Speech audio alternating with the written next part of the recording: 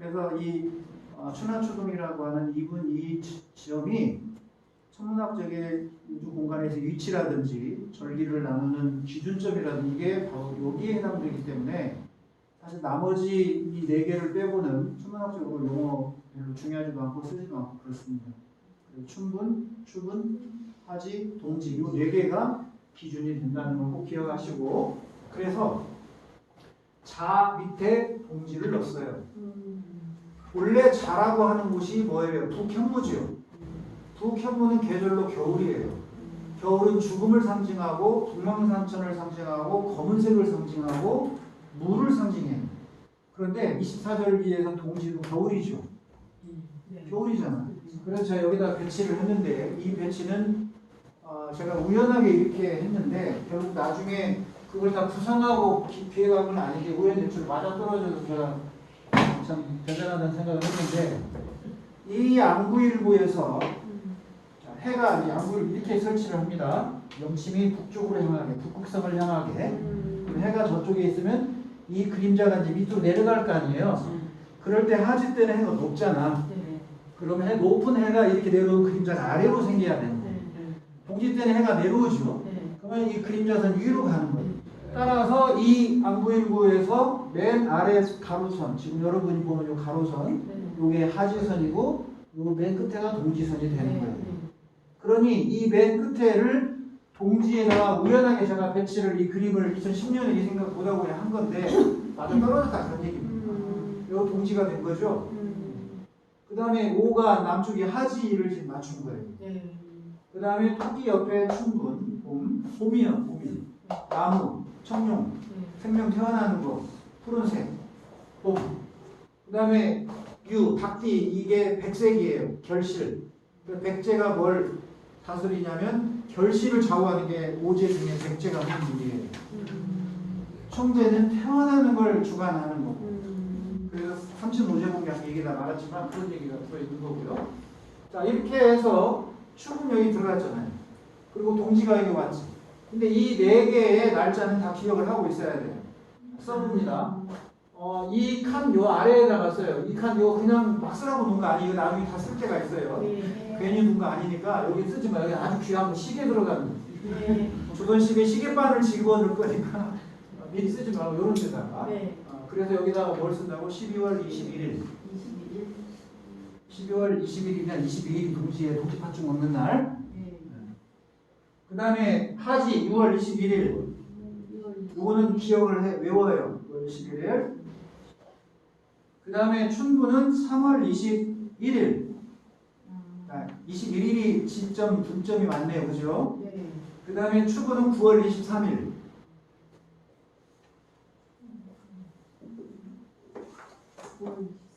예. 자, 이게 지금 우리나라 한국천문연구원에서 만드는 역서예요. 조선시대 때는 이 역서를 만들기 위해서 12월 21일 동지에 맞게 어디에 천문을 다루는 황제의 나라, 명나라에 가서 동지사가 역서를 받아오는 일을 해요. 동지사가 그 역할을 하는 게 가장 큰 역할이에요. 그래서 황제가 내려준 시간의 권력을 4대를 하는 나라, 그렇다고 해서 외교, 국방 다 우리 있는 거지 속국이 아닙니다. 그냥 당시 외교 관계에서 그런 거였지 무슨 이게 그러면 속국이라면 중국의 황제가 우리 관리를 임명하거나 모든 통치를 다 해야죠. 그런 게 아니라 그런 얘기입니다. 근데 중국 사람들이 오해를 해가지고 니네 4대 하는 나라이고 우리 속국이래. 이거는 말도 안 되는 얘기다. 속국이라고 했다면 중국의 황제가 우리나라 관리며 법이며 통치며 다 해야지. 하는 거 아니한 거 없어요. 그냥 4대 관계를 유지한 것 뿐입니다. 그런 속에서 이제 천문을 받아오는 일을 하는 거예요. 그래서 천문이 황제에 권하는 거예요. 그 다음 제가 이제 세종 때 그 얘기를 풀어가도록 하고 2023년 역서에서 24절기의 표를 보면 수환이 1월 6일로 나왔고요. 대한 1월 20일, 입춘이 2월 4일로 나왔고요. 우수가 2월 19일, 경칩이 3월 6일, 그 다음에 춘분이 3월 21일로 나왔어요. 자, 1년 뒤인 올해 역서에서는 여기 지금 올해 역서인데 춘분이 3월 21일로 생겼습니다. 그러니까 왜 이런 일이 벌어질까요? 1년이 360일이라면 24개로 나누면 15일씩 딱 끊어지니까 문제가 없어요. 1년의 길이가, 시간의 길이가 360이라고 하는 거예요. 근데 360이 아니잖아요. 365도 아니고 365.242일이에요. 그러다 보니 이걸 24칸으로 나누다 보면 정수로 쪼개지지도 않고 또 다음에 지나가면 누적된 게 있어서 하루가 늘어나거나 이렇다 그런 얘기입니다. 그러니까 24절기는 정확하게 15일 간격이 아니라 어느 때는 15일, 어느 때는 16일 이렇게 끼어 들어간다 그런 얘기입니다. 여기까지 따라오셨습니까? 네. 자, 그러면 이제 이게 기준이 된다. 천문학적으로 의미 있는 건 2분 2지점이지 사립이 아니다. 그러나 일상생활 속에서 24절기 속에서 일반인들이 살아가는 조선시대에 이거에 절대적으로 의존했던 그 시기에는 뭐가 기준점이다? 입춘이 기준점이다. 그래서 그럼 입춘이 어디에 있느냐? 잘 보세요, 여러분. 요 자, 묘, 오, 유 동서남북의 기준점에 춘하추동이 들어갔잖아요. 그러면 원은 360도라고 자꾸 각도 개념 여러분 이해하셔야 돼요. 그러면 이 2분 2지점은 90도씩이죠. 3개월씩이라 그랬지. 90도면 90일인 거예요. 지구가 하루 1도씩 약 가니까 0.98 얼마씩 가는 1도라고 할게요. 그러면 90도니까 30도, 30도, 30도, 30일, 30일, 30일 한 계절. 다시 90도니까 3계절. 90도 3계절, 90도 3계절 됐습니까? 네. 그러면 여기에 45일씩 잘라요. 즉 궤자리를 말하는 거예요. 삼각형에 그 궤자리에 사립이 들어가는 거예요. 그러면 사립이 여기니까 여기 되죠? 여기 되겠지? 아래로 올라와 봐요. 여기에다가 여러분들이 입춘, 입하, 입추, 입동을 써놓으시면 돼요. 삼각형 아래자리 원에다가.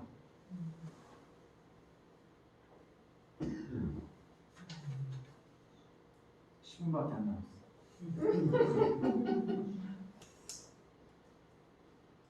자, 지금 24절기 중에 8절기를 여러분이 해냈습니다. 됐죠? 네. 지금까지 제가 외우라고 한 게 아니에요. 원리로 얘기하는 거예요. 네. 계속 원리로 얘기했어요. 아, 그렇구나. 사립이라고 하는 것은 그 춘하추동의 2분 2지점에 45도씩 딱딱 나눠서 8개짜리 밑에 들어가는구나. 이거 어디 설명서 없어요? 제가 만든 거기 때문에. 제가 만들어 지금 얘기하는 거예요. 어디 거 나온 거 지금 설명해 주신 줄 알았는데. 아니라니까. 제가 제가 다 창안한 거라고. 야, 안구일구 아까 헬기부터 측정하면서 이거를 다 종합해서 여기 지금 2010년에 만든 거니까. 선생님 역사에 남으시겠어요. 그래서 찍어놓는 거예요. 죽기 전에. 처음으로 찍어놓는. 영광입니다. 잘했어요. 아니 이거가 중요한 게 아니라 이제 이거를 가지고 저 세종이 만든 안구일구, 세종대 만든 안구일구 얼마나 대단한 건지 알고 그 이면의 세종은 왜 이걸 만들려고 했던가? 이걸 만들려고 하는데 왜 명나라가 방해를 했던가? 그 죽음을 무릅쓰고 왜 세종은 이거를 만들려고 했는가? 아까 동지사 황제 얘기를 왜 했겠어요? 세종 얘기하려고 하는 거예요. 그래서 이런 게 필요한 거예요. 자, 그 다음 그러면 이제 이렇게 해서 활절기가 들어갔잖아요. 네. 그리고 나서 이게 원의 중심점이에요. 네. 이 중심점의 대칭점. 네. 우리 24절기 중에 대칭점에 있는 절기들이 있어요. 소대, 소대로 가는 거. 더위가 소서, 대서 그러지. 작은 더위, 큰 더위, 니더위, 내더위. 대서 때가 이제 마지막 복날, 말복이 들어가는 점이거든요. 그러면 눈이 온다. 소설. 추위가 온다. 소한. 한번 따라해 볼까요? 대한이 소한집에 가서 얼어 죽었다. 대한이 소한집에 가서 얼어 죽었다. 뭐가 더 추워야 돼요? 대한이는 추워야지. 소한이 대한 집에 가서 얼어 죽는 건 이치에 맞는데 거꾸로 대한이 소한의 집에 가서 얼어 죽어요. 이 말은 24절기가 안 맞는 거구나. 중국의 기준으로 했고 그것도 2000년 전에 이 당시의 춘분점을 기준으로 해서 만든 거기 때문에 세월이 흘러서 춘분점도 지금 바뀌었고 그러니 당연히 안 맞죠. 그러니까 오늘날 참고만 해야 되고 오늘 이거 갖고 24절기를 하고 있어요. 농촌진흥원이나 우리 농림축산부나 또 지도소에서 다 안내 다 합니다. 뭐 하라고, 뭐 뿌리라고, 뭐 하라고, 뭐 방제는 뭐 하고 지금 얼마나 과학영농이에요, 그죠? 그 과학영농을 위해서 세종은 시계부터 만들기 시작한 겁니다. 그 과학영농을 위해서 추구기를 세계 최초로 만들어서 우량을 재가지고 중앙으로 다 관찰사들은 보고해라 해가지고 오고 청계천에 수표 세워서 물 높이가 얼마 되면 제사 지내고 경고 내리고 이런 일을 한 게 세종이라는 거예요. 어머니로 가지 말아야 되는데 자꾸. 자, 그러면 이제 소대의 이 대칭법은 어디로 가는가 볼까요? 동지가 제일 해가 낮은 때예요. 제일 밑으로 간 때. 네. 그 간 뒤부터 추위가 오는 거고요. 네. 하지. 해가 가장 높게 뜬 뒤부터 더위가 오는 거지. 그 하지 때 더운 게 아니에요. 10월 8월이 덥지 6월이 더운 거 아니죠. 그렇죠. 1월 2월이 춥지 12월 20일 동지대가 추운 게 아니죠. 그 얘기예요. 그러니까 동지 이후에 소한 대안이 들어가고 하지 이후에 소서 대서가 들어간다. 그런데 소한과 소서가 대칭점, 대안과 대서가 대칭점에 있는 거예요. 당연히. 원리요, 원리. 자, 그래서 넣어볼게요. 이렇게 들어간다. 소안을 중심점으로 이은 소서로 맞고요. 대안을 중심점으로 이은 대서에 맞게 된다. 왜? 하지 때 해가 가장 높고 동지 때 해가 가장 낮으면 그 높은 데를 지나야 더위가 시작이 되고 가장 낮은 데를 지나야 추위가 시작이 된다. 그런 얘기. 자, 그 다음에 이제 한 벌 또 있죠. 소설 대서. 올해 첫눈이 언제 오냐 맞추면 뭐 선물 준다 이런 뭐 이벤트가 그러잖아요. 12월 5일경이 대설이에요. 11월 20일경이 소설이고 그런데 소설 때 눈 오는 경우는 거의 드물어요. 다른 저거 아리랑 비행하는 그해 11월 18일 날 눈이 와가지고 어마어마하게 제가 아리랑 비행하는데 고생했어요. 소설 아리랑 비행하면서 11월 18일 날 갔는데 세상에 소설보다 이틀 앞에 눈이 와가지고 그런 게 거의 없습니다. 어쨌든 자 그러면 이제 24절기가 지금 완성돼 가고 있죠? 네. 여러분 입춘 지나면 뭐예요? 오수경치 우리 입사기 다 외우고 있어. 입춘 2월 5일이에요. 그러고 나서 15일이면 2월 20일이잖아요. 그게 우수예요. 우수 때는 어김없이 비 와요. 3월 초 가기 전 경칩 오기 전에. 자 그래서 우수 경칩 가고 춘분 지나면 뭐예요? 청명고구가 와요. 그 다음에 입하가 지나면 소만 망종. 자 이번 6일이 올해는 5일 아니면 6일이 망종인데 올해 아마 5일인가가 망종이 들어있는지 모르겠어요. 자 망, 까끌하게 망이라고 그랬죠? 네. 뭐 얘기하라 그 얘기. 벽실을 뿌려라. 옛날로 직파법. 직파법은 벽실을 그냥 뿌리는 걸 직파법이라고 해요. 그 다음에 이제 모내기는 이항법. 지금 이항법에서 6월 6일쯤 되면 이항법. 지금 여기는 산골짜기고 높으니까 지금 심지만 평야지대는 아직 안 했을 거예요. 운동은 벌써 했고. 그 다음에 하지 지나면 소서 돼서 입주 지나면 이제 처서 백로. 추분 지나면 할로 상강. 입동 지나면 소설 대서. 이렇게 지나간다. 저 하나 사이가 며칠이다? 15일 10일이다. 이렇게 이해를 하시면 됩니다. 자, 그 다음에 자를 하나씩 받았죠. 네. 여기까지 완성하고 오늘 공부는 이제 마무리를 하도록 하겠습니다. 둥근원 360도, 24개로 쪼개면 15도, 1도씩 쪼개면 360도, 날짜로 하면 361. 우리 천상일차 분야지도는 365와 4분의 1로 쪼개놨습니다. 맨 끝에 외곽에. 대단하죠. 중국 소련천문도 그런 거 없어요. 우리는 맨 외곽 테두리를 다 1도씩 쪼개놨다고. 그래서 몇 개로 쪼개놨냐면 365와 4분의 1도로 우리 수민아 선생님 가르쳐준 한번 짚어보세요. 네, 칸 나눠 자세히 보세요. 그게 나눠져 있어요. 즉, 저 안에 365와 4분의 1, 365.2421이 들어있는 거예요. 나중에 더 이제 그때 가서 설명드리려고 하고, 그러나 어쨌든 이 24절기가 안부일부에 들어있는데 이걸 제가 안부일부로 등록시키려고 하는 거예요. 그래서 제가 이거 한 뒤에 저 혼자 감탄해가지고 그런 일이 있었어요. 자뻑이라고 한다고? 유레카. 자 이제 충분의 중심점과 충분의 중심점을 좌로 쭉 이어요. 네. 길게 쭉 이어지면 돼요. 중심과 중심점으로 중심점을 댈 수 있으면 지켜요. 유도 중심, 묘도 중심으로 해가지고 쭉 이어요. 그리고 이거는 집에다가 붙여놔요. 기운이 있는, 우주의 기운이 있는 거 이거죠. 엄청난 거예요. 그 십자선으로 그리는 게 아니고 양원우 회장님 멈지르면 안 돼요. 제가 하라는 대로 하세요. 지금 그거 십자선 놓는 때가 아니에요. 자, 이렇게 그거죠, 여러분. 네. 그 다음에 그러니까 춘분과 추분 때가 네. 태양의 고도가 같다는 거예요. 여러분 추분날, 춘분날 해 뜨는 위치가 같고 낮의 길이, 밤의 길이가 같다고 배웠어요. 네. 암기를 했든 어쨌든. 맞아요. 그러니까 춘분과 추분 때는 계절은 다르지만 태양의 고도는 똑같아요. 해의 위치가 같다고. 하나는 올라가면서 춘분에 해가 거기가 있고 하나는 내려오면서 거기가 있고 그런 것 뿐이지 위치는 같아. 자, 그 원리로 한로와 경칩을 이어. 한로와 경칩. 그 다음에 우수와 상강을 잇고 입춘과 입동을 잇고 대안과 소설을 잇고 소환과 대설을 이어요. 좀 빠르게 진행하겠습니다.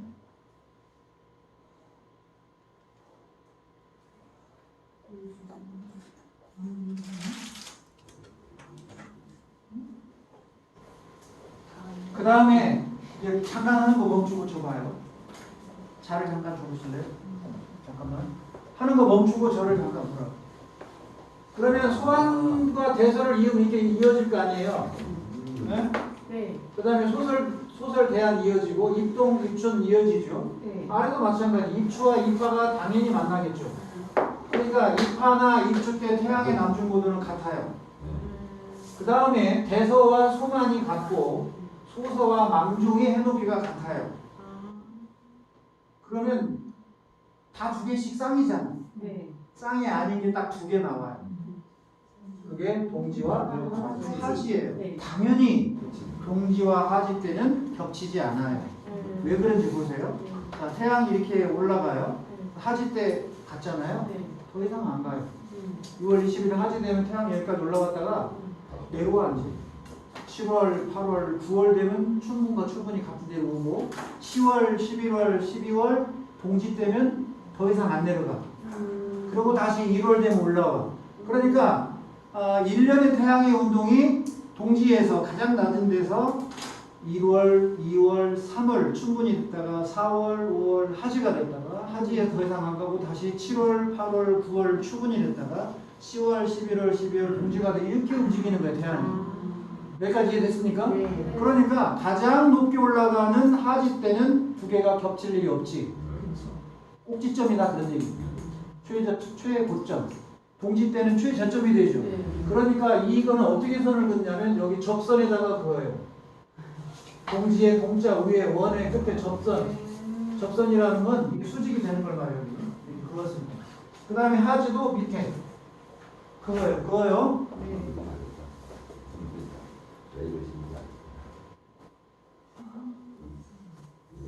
자, 지금 여러분은 세계 최고의 걸작품 안구일보가 탄생되는 원리를 지금 보고 있는 중입니다.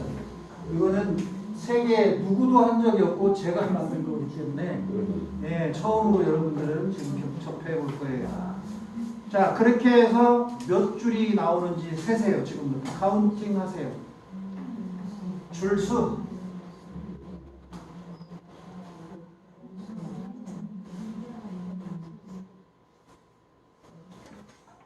저는 세라고만 안 세고 계산해 볼 거예요.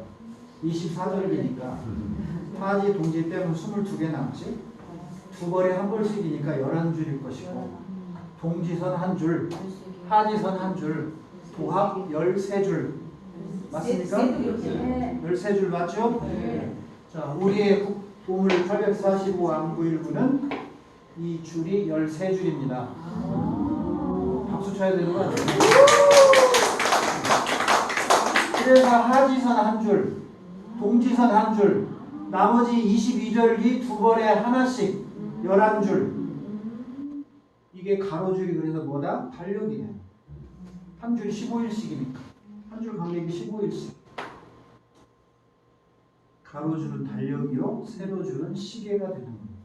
이제 다음 시간에는 이것이 달력과 시계가 되는 원리, 그리고 이걸 어떻게 시간을 읽고 시간 계산을 어떻게 해서 읽는지를 이제 접근할 것이고요. 그리고 이거를 밖에다가 세워서 측정한 뒤에 읽고 오늘의 손목시계와 비교를 해보고, 그리고 조선 세종 때 시계 시침, 지금 저 우리 시계 바늘 시침 있잖아요, 간격.